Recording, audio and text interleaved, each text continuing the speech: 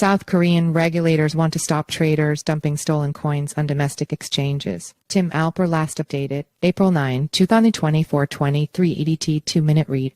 South Korean regulators want to block traders from dumping stolen coins on the country's crypto exchanges. The move follows news from earlier this month when regulators in the nation said they wanted to stop trading platforms from listing hacked tokens. Per News One, the Financial Supervisory Service (FSS) and the Financial Services Commission (FSC) want to move following a suspected hack on the NFPrompt NFP platform last month. A South Korean trader, some claim, knowingly bought NFP coins from a hacker, which they then reportedly dumped on the Coinone exchange. South Korean regulators respond to hack allegations. On March 28, South Korean crypto community members were outraged by news that a domestic investor allegedly purchased stolen assets from a hacker in an over-the-counter OTC transaction. The investor, it seems, wrote a social media post that suggests they may have bought coins they appear to have known originated from the hack. The investor admitted to buying the coins in an OTC deal. In the since-deleted post, this investor raises questions about Coinone's liquidity and capacity to process a large NFP transaction. The investor also appears to use a derogatory term to describe the Coinone CEO and founder Cha Myung-hoon.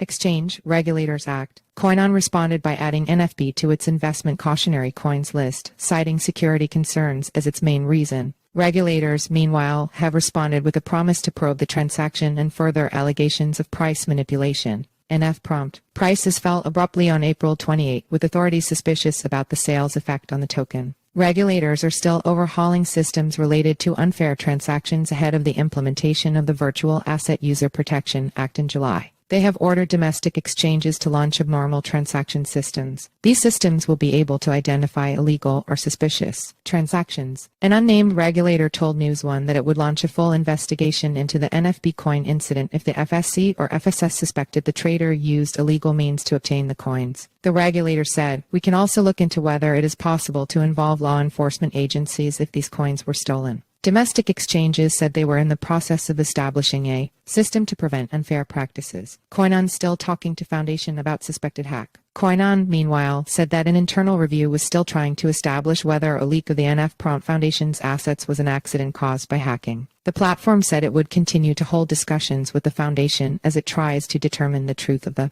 matter. South Korean regulators say they plan to create exceptional provisions for bans on deposit and withdrawals on exchanges. They want to create industry-wide standards that help all exchanges communicate information about potentially illegal transactions. They hope that such a move would create a fast-acting safety net to trigger at all exchanges following hacks and other leaks.